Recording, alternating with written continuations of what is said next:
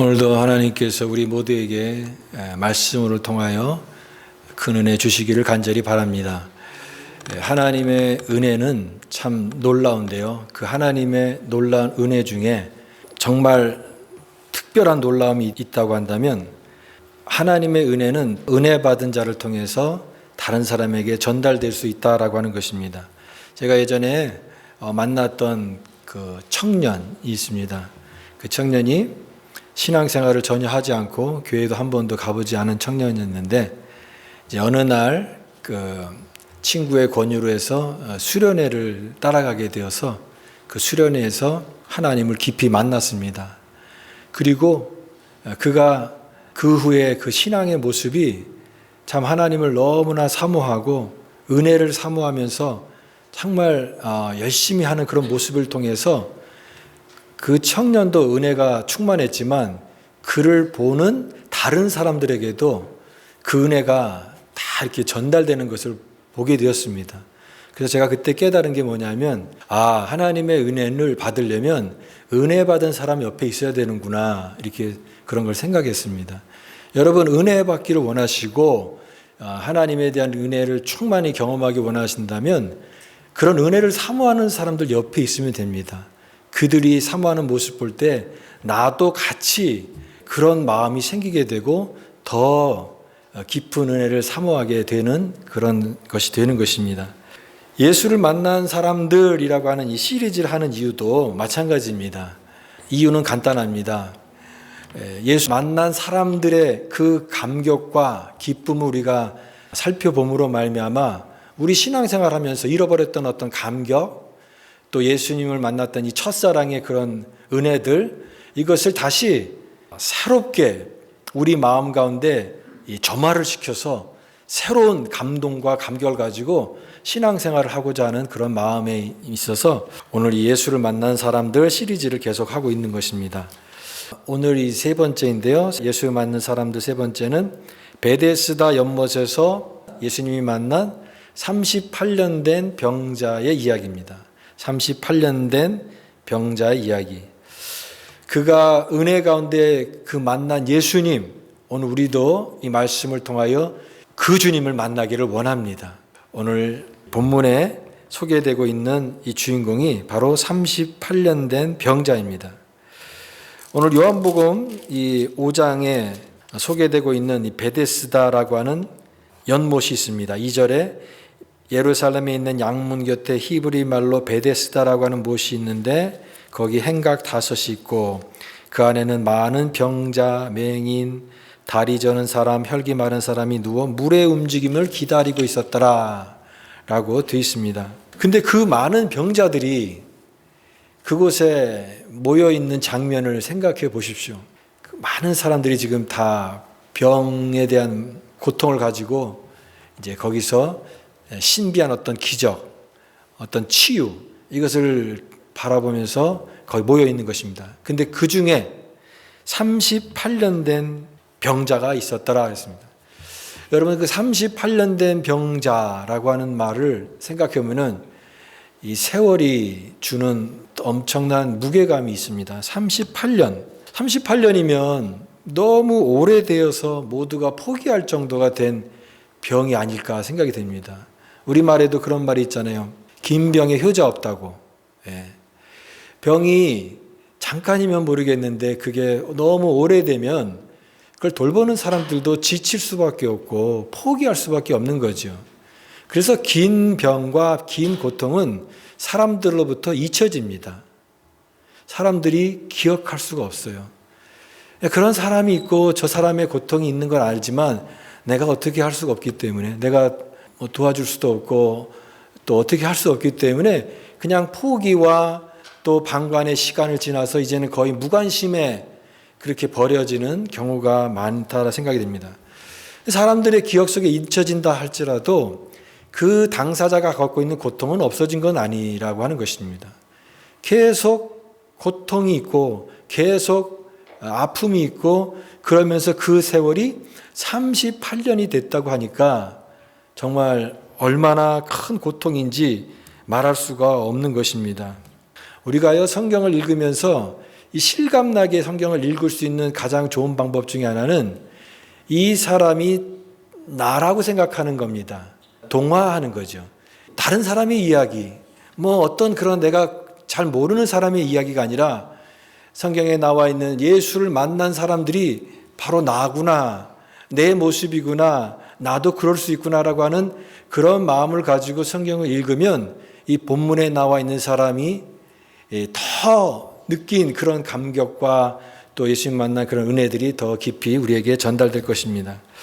그런데 이 38년 된 병자의 그 고통은 육체적인 고통만이 아니라 사람들로부터 느끼는 소외감이 더 크지 않았을까 생각이 됩니다. 극복해야 될 고통은 병뿐이 아니라 이 세상의 냉정함, 또 그 다음에 이기심, 이런 모습이 이 남자가 얻었던 그런 고통이 아닐까 생각이 됩니다. 사람들이 거기에 베데스다에 모여있는 사람들이 다 자기 문제가 급한 사람들이잖아요. 병 고치려고 온 사람들이니까 다른 사람을 돌볼 여력이 없는 겁니다. 자기 하나 간수하지 못하고 바쁜데 누구 남을 이렇게 도와주거나 남을 돌볼 만한 여유가 없는 사람들일 수가 있는 거죠. 근데 원래 이 베데스다라고 하는 곳이요, 자비라고 하는 뜻입니다. 자비. 그러니까 베데스다는 자비의 연못입니다. 근데 자비라는 게 무엇입니까? 나보다 연약한 자를 불쌍히 여기는 마음이 자비잖아요. 도와주려고 하고 긍휼히 여기는 마음, 그 자비인데, 그런데 이름은 베데스다, 자비의 연못이지만 거기에는 자비가 없는 것입니다. 그래서 어떤 의미에서는 이 베데스다는 이 세상의 축소판과 같은, 이름은 그럴듯하게 있지만 그러나 거기 사는 군상들은 다 자기의 개인적인 이익과 자기의 개인적인 관심에만 있지 다른 사람들을 이렇게 돌보거나 그런 데는 별로 하지 못하는 이런 어떤 그런 모습을 보여주고 있는 것입니다. 너의 문제니까 그건 네가 알아서 해라 라고 하는 거죠. 오늘 이 사람의 모습은 이 세상에 많은 고통이 있는 것을 보여줍니다. 여러분, 오늘날에도 우리가 알지 못하는 많은 사람들이 고통 가운데 살아가는 것을 우리는 항상 기억을 해야 됩니다. 트럼프 대통령이 이민 정책을 이게 새롭게 또 강화해가지고 이민자들을 또 추방하기도 하고 그러는데, 그 중에서는 정말 그 깊은 고통과 이 가족의 생이멸을 경험하는 그런 아픈 이야기들도 얼마나 많습니까? 그러니까 우리가 현상 너머에 있는 삶의 어떤 고통들까지도 들여다볼 수 있는 그런 우리의 모습이 되어야 된다고 생각이 됩니다. 그래서 오늘 이 베데스다의 많은 고통당하는 이 사람들의 모습을 보면서 참된 신앙이 어떤 것인가를 고민하게 하는 것입니다. 우리는 이 세상에 직면한 이와 같은 위기와 고통을 볼 수 있어야 된다고 하는 거예요. 내가 괜찮으니까 별로 신경 쓰지 않는다라고 한다면 그건 베데스다와 똑같은 그런 모습이 될 수밖에 없는 것이죠. 교회도 마찬가지라고 생각이 됩니다. 우리 같은 대회에 있는 링컨 트레일 같은 대회에 있는 교회가 있는데요. 그 목사님 또 우리 같이 교제를 하고 친하게 지내는데, 그 교회 어느 날 홈리스 여성분이 찾아온 거예요. 근데 교회에서 좀 지내기를 원하시는 거예요. 그래서 목사님이 그분과 이야기를 하다 보니까 한국 분이고, 근데 이분이 그 교회에 30년 전에 성도였다는 거예요. 근데 30년 이후에 홈리스가 돼서 이제 갈 데도 없고 거처할 데도 없고 여러 가지 문제를 갖고 있어서 이제 교회에 와서 의탁을 하고 좀 도움을 얻기 위해서 왔는데, 이 목사님이 불쌍히 여겨서 그분을 이제 교회 이제 밑에 좀 방들이 있으니까 거기서 당분간 거기서 지낼 수 있도록 이렇게 한 겁니다. 근데 이제 교회 분들이 굉장히 불편해하는 겁니다. 교회에 와서 주일날 이분이 이렇게 어슬렁어슬렁 다니는 것 자체도 불편하고 또 왠지 신경 쓰이는 것 때문에 목사님께 이분 좀 빨리 나갈 수 있도록 이렇게 하라고 그렇게 했는데, 그때 그 목사님이 뭐라고 얘기했냐면, 이분이 우리와 전혀 상관이 없는 분이면 모르겠는데 30년 전에 우리 교인이었다. 그리고 교회에 세상에 어디 의지할 데 없어서 교회에 온 이분을 어떻게 나가라고 할 수 있느냐. 맥도날드도 이 사람들 오면은 받아두지 않느냐. 교회가 맥도날드보다 못하면 어떻게 되겠느냐라고 하시면서 그분을 끝까지 이렇게 품으려고 하는 그 목사님의 이야기를 들었습니다. 여러분, 마찬가지로 교회가 고통받는 사람들의 이웃이 되어야 되는 거죠. 다른 사람들의 이웃의 고통을 위해서 사실은 우리가 부름을 받은 것입니다. 우리 그리스도인들은 나는 내가 괜찮으니까 다 괜찮은 것이 아니라 내 주변에 있는 이 고통당하는 이웃들의 그 눈물과 고통과 아픔들을 향해서 하나님께서 나를 통하여 어떤 하나님의 뜻이 나타나는 것을 추구하며 그들에게 관심을 가지고 다가가는 그런 행동하는 그리스도인이 되어야 되는 것이죠. 오늘 바로 이 극복해야 될 이 고통의 모습을 보여주고 있는 이 베데스다의 38년 된 병자의 모습입니다. 그런데 이 고통의 문제를 해결할 수 있는 길은 뭐냐? 오늘 본문에 나와 있는 것처럼 예수님을 만남으로 고통이 해결될 수 있다라고 하는 것입니다. 예수님께서 이 오늘 본문 말씀 보면은 3번의 말씀을 하세요. 3번의 말씀을 이 병자와 주고받는 이 대화인데요. 이 6절 말씀에 내가 낫고자 하느냐, 이 첫 번째 말씀이고요. 두 번째 말씀은 8절에 일어나 내 자리를 들고 걸어가라 라고 하는 말씀이고, 14절 말씀에 이제 나중에 또 성전에서 그 사람을 다시 만나게 되는데 그때에도 예수님께서 말씀하십니다. 보라, 내가 나았으니 더 심한 것이 생기지 않게 다시는 죄를 범하지 말라. 여러분, 이 세 말씀인데 이 말씀이 참 깊은 의미가 있고 또 우리에게는 큰 도전과 은혜가 되는 말씀이다라고 생각이 됩니다. 먼저 이 내가 낫고자 하느냐 물으십니다. 예수님 그 많은 베데스다의 수많은 병자들이 모여 있었다고 그랬는데 그 병자들 중에 이 38년 된 이 사람을 보게 된 거예요. 그리고 그를 보시고 그랬습니다. 6절에 보시고, 그 다음에 벌써 그 병이 오래된 줄 아시고 그랬습니다. 주님은 보셨고 그 사람을 주목해서 보셨고 또 그 사람이 얼마나 갖고 있는 그 고통이 얼마나 오래됐는지를 잘 아셨습니다. 아시고, 그리고 나서 그에게 다가오셔서 질문하십니다. 내가 낫고자 하느냐. 여러분, 이 말씀이죠. 내가 낫고자 하느냐. 근데 복음서에 보면은 항상 예수님께서 이 병자들을 그냥 고쳐주시지 않고요. 항상 이렇게 질문하십니다. 내가 낫기를 원하느냐. 근데 어떻게 보면은 굉장히 당연한 질문 아닙니까? 너무 뻔한 질문인데, 당연히 낫기를 원하지 않습니까? 그런데 이 왜 뻔한 질문을 예수님께서 항상 이렇게 내가 낫기를 원하느냐라고 하는 질문을 하실까요? 그것은 이 물음을 통해서 이 사람의 마음의 깊은 것을 끄집어내기 위해서 말씀하시는 것입니다. 여러분, 사람도 이 고통을 갖고 있는 사람은요, 이 고통이 오래되면 그 고통이 익숙해져요. 그 고통이 익숙해져서 그냥 자기 자신은 늘 그런 사람이다. 그냥 고통을 그냥 숙명으로 받아들이면서 그렇게 그 익숙함에 머무를 때가 많아요. 나는 그냥 예전부터 이렇게 아팠고 이전부터 이렇게 고통당했고, 근데 그 자리에서 이렇게 머무르는 그 상황을 예수님께서 질문을 통하여서 끄집어내시는 거예요. 그 안주의 자리에서 이제 믿음의 자리로 나올 수 있도록 주님께서 항상 물으실 때 내가 낫고자 하느냐 말씀하시는 것이죠. 근데 그 예수님의 대답을 듣고, 질문을 듣고 그 사람이 포기와, 아마 그 표정이 있다면은 거의 이제 포기와 이제 절망의 그런 표정을 가지고 대답하지 않았을까 생각이 됩니다. 내가 저기에 들어가고 싶은데 다른 사람들이 먼저 들어가서 들어갈 수가 없습니다. 나를 못에 넣어줄 사람이 한 사람도 없습니다. 한 사람도 없다라고 얘기합니다. 그러니까 너무 오래된 병이니까 그의 주변에 있는 사람들이 다 떠나가고 없는 거죠. 나를 도와줄 사람이 없습니다. 한 사람이 없습니다.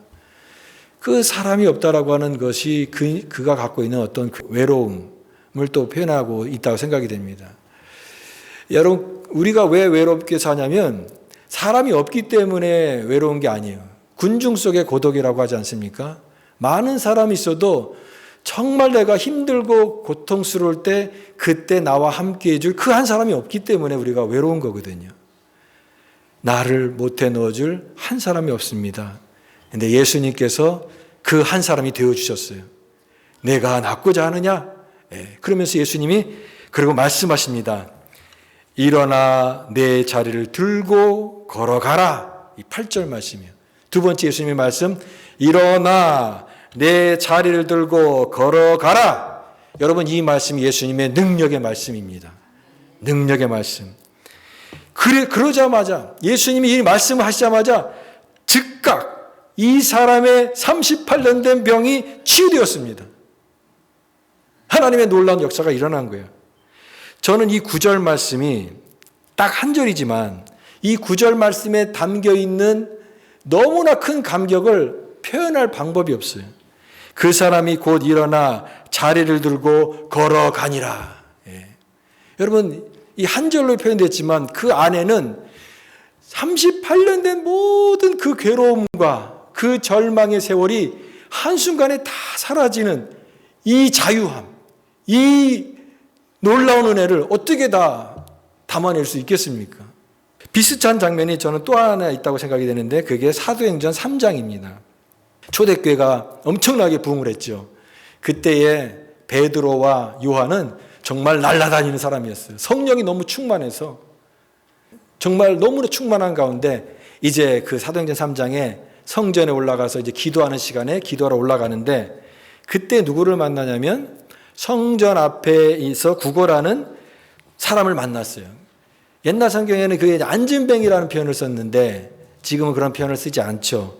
나면서부터 하반신 장애인이 다리를, 그러니까 중간에 다리가 불구가 된 사람이 아니라 태어날 때부터 한 번도 걸어보지 못한 이 하반신 장애인이었어요. 그래서 그 사람이 먹고 살 방법이 없으니까 성전에서 사람들 드나다니는 그 성전에서 앉아가지고 아침부터 와가지고 한 푼 줍쇼 한 푼 줍쇼 하는 그런 구걸을 하고 있는 거예요.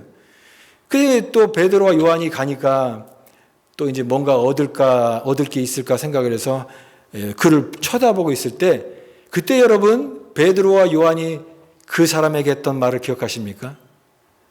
금과 은 내게 없거니와 내게 있는 것 내게 주노니 그 다음에 곧 나사렛 예수 이름으로 일어나 걸으라. 그의 손목을 붙잡고 일어나니까 저는 그 다음 문장이 그 다음 말씀이 너무 은혜가 되는 거예요. 발과 발목이 힘을 얻고 그들과 함께 성전으로 들어가면서 걷기도 하고 뛰기도 하며 하나님을 찬송했다. 여러분 이 장면을 한번 생각해 보세요.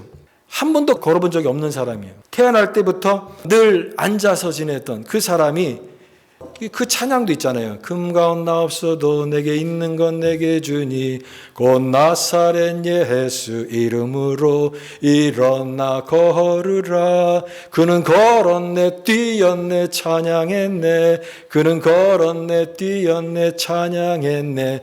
곧 나사렛 예수 이름으로 일어나 걸으라.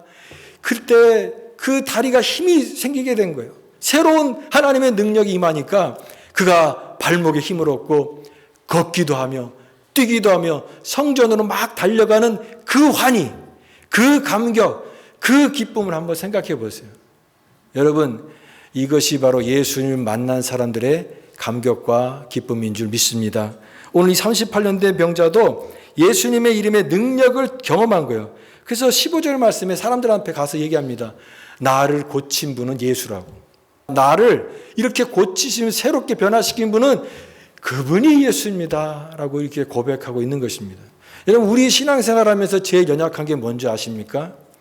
예수님을 알지만 예수님에 대해서 많은 걸 알지만 예수님의 이와 같은 능력을 경험하는 게 우리에게 부족한 거예요. 그분의 능력을 경험해야 되는데 그냥 머리로만 알고 내가 이성적으로만 알지 그분의 그 이름의 능력을 우리가 많이 경험하지 못하기 때문에 우리의 신앙이 활기가 없는 거예요. 우리가 너무 이렇게 차분한 신앙을 추구하는 것 같아요. 근데 이 차분한 신앙이 좋기도 하지만 이게 너무 차분하다 보면은 이 졸다가 깨다가 하는 그런 신앙이 될 수가 있어요. 여러분, 그런 신앙이 되는 것이 아니라 오늘 이 예수님의 이름의 능력을 확인하는 그 신앙이요. 성전을 들어가며 걷기도 하고 뛰기도 하는 그 감격과 기쁨, 나를 고친 분이 예수라고 하는 이 고백을 할 수 있는 이 신앙. 여러분, 우리 모두가 이와 같은 주님의 능력을 맛보는 믿음을 주시기를 간절히 바랍니다. 이 예수 그리스도의 능력을 체험해야 돼요. 내가 경험해야 돼요. 그럴 때 우리의 믿음이 새롭게 나아갈 수가 있는 것입니다. 저는 이 사건의 특별한 점 중에 하나가 주님이 이 사람에게 찾아오셨다라고 하는 것입니다. 그게 특별해요. 보통의 경우에는 이 병자들이나 문제를 갖고 있는 사람들이 예수님께 막 찾아와서 막 간구하잖아요. 이 문제를 고쳐달라고, 또 나의 질병을 치유해달라고 이렇게 얘기하는데, 그런데 그래서 그 사람의 믿음을 보시고 예수님께서 그 믿음을 근거해서 치유하시고 기적을 이루시는 경우가 굉장히 많은데, 여기에 이 38년 된 병자는 이런 치유와 놀라운 은혜가 그 사람의 믿음을 근거해서 나왔다고 하는 게 없어요. 예. 그러니까 이 사람이 어떤 믿음이 있어서 그런 믿음의 행동을 했고 말을 했기 때문에 예수님께서 그래, 네 믿음 때문에 너를 고친다라고 하는 그런 내용이 하나도 없어요. 그냥 예수님께서 그를 찾아오신 거예요. 38년 된 그 오래된 이 병을 아시는 주님께서 그에게 찾아오셔서 그냥 그 은혜로 덮으신 거예요. 그 사람의 어떤 노력이나 어떤 그런 행위가 근거된 것이 아니라 이거는 전적인 하나님의 은혜인 거예요. 은혜를 받았고 그 은혜 때문에 치유가 되었습니다. 여러분, 이것이 놀라운 것이에요. 은혜의 그 놀라움이에요. 여러분, 근데 은혜가 없는 사람은 어떤 모습인지 아십니까?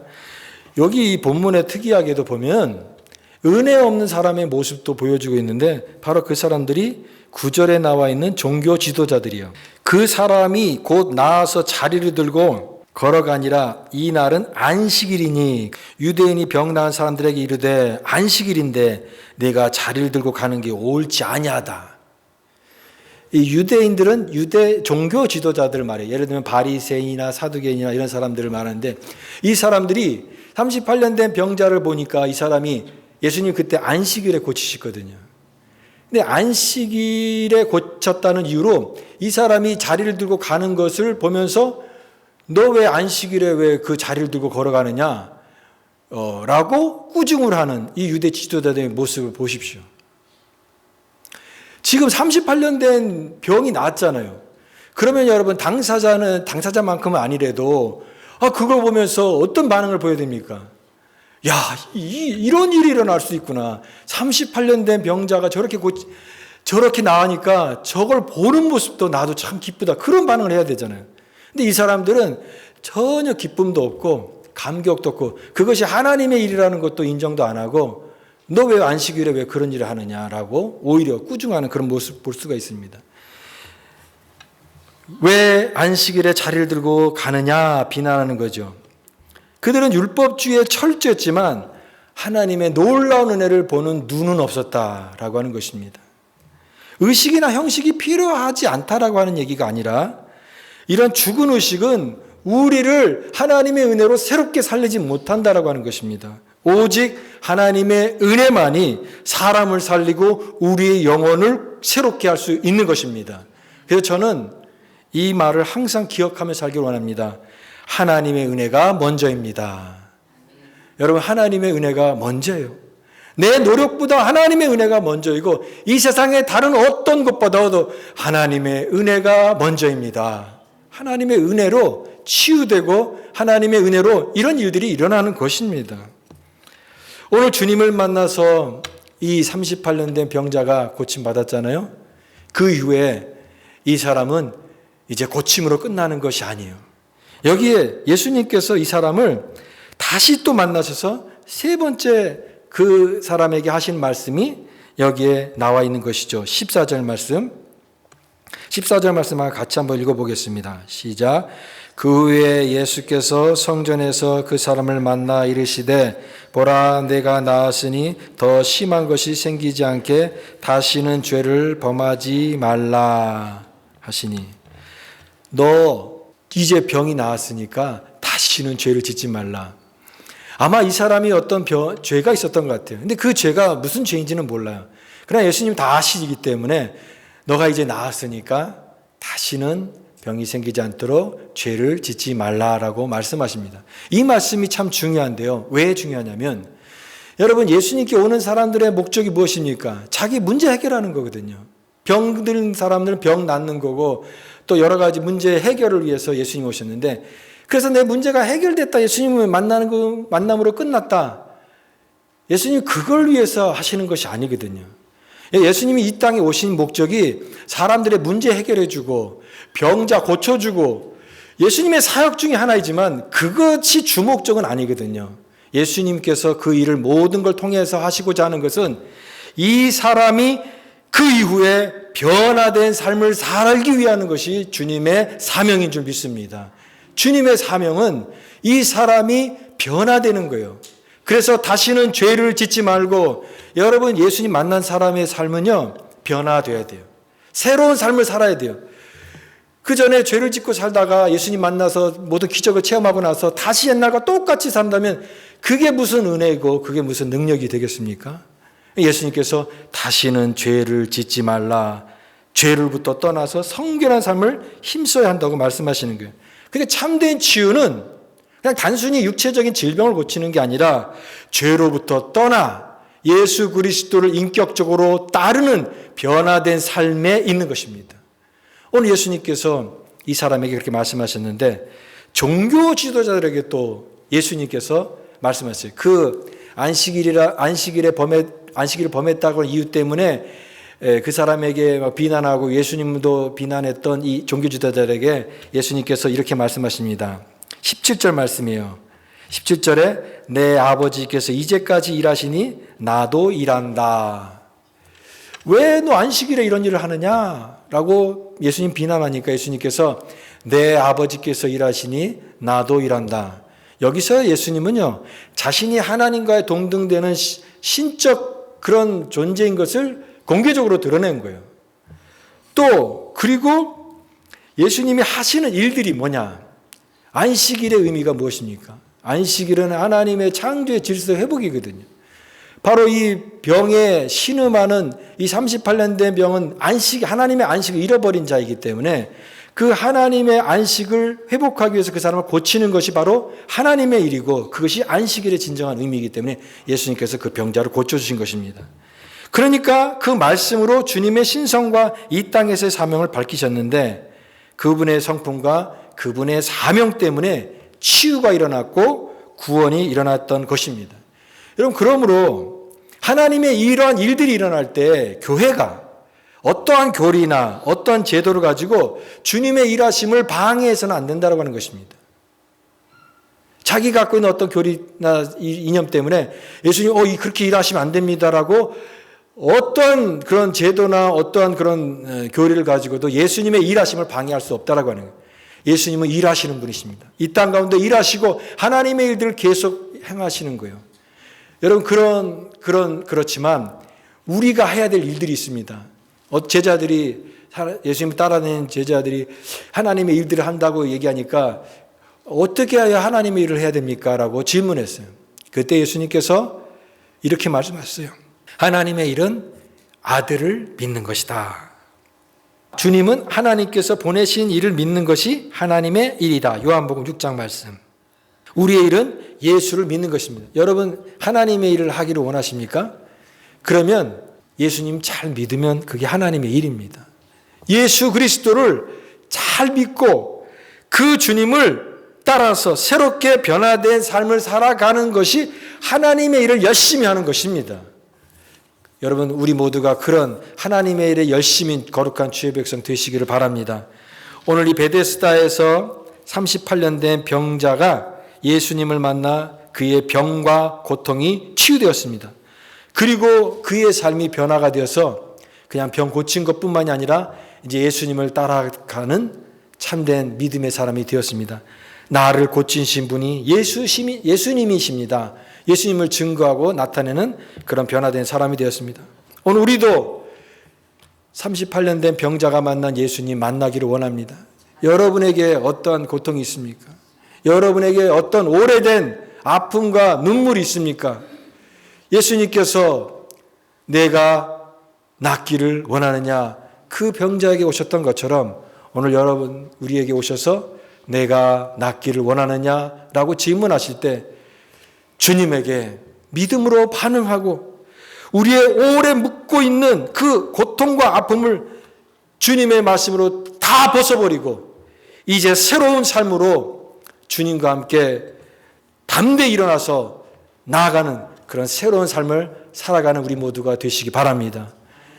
오늘 38년 된 병자가 만난 예수님, 우리가 만나야 될 예수 그리스도시고 그분이 바로 우리의 모든 고통을 치료하시는 우리의 구세주가 되신다는 것을 말씀을 통하여 깨닫습니다. 오늘 이 예수 그리스도의 만남을 통하여 우리의 삶이 날마다 하나님 앞에 새롭게 은혜로 나아가는 우리 모두가 되시기를 주님의 이름으로 축복합니다.